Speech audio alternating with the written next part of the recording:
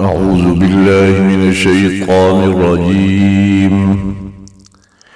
بسم الله الرحمن الرحيم.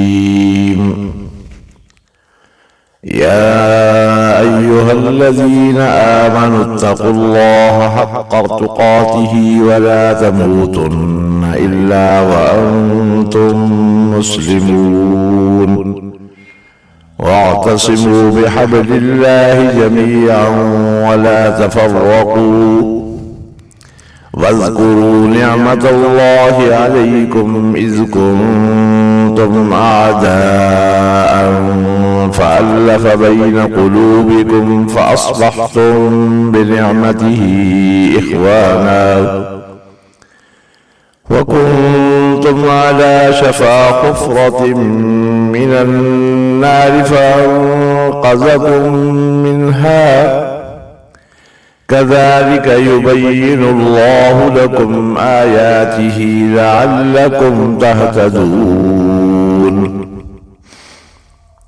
ولتكن منكم أمة يدعون إلى الخير ويأمرون بالمعروف وينهون عن المنكر، وأولئك هم المفلحون. ولا تكونوا كالذين تفرقوا واختلفوا من بعد ما جاءهم البينات،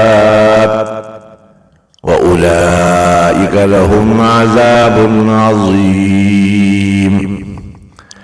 يوم تبيض وجوه وتسود وجوه، فأما الذين اسودت وجوههم أكفرتم بعد إيمانكم فذوقوا العذاب بما كنتم تكفرون.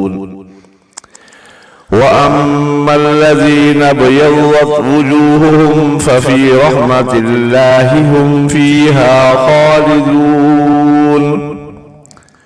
تلك آيات الله نتلوها عليك بالحق، وما الله يريد ظلما للعالمين.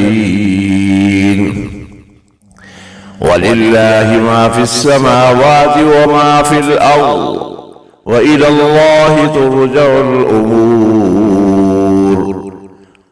صدق الله العظيم.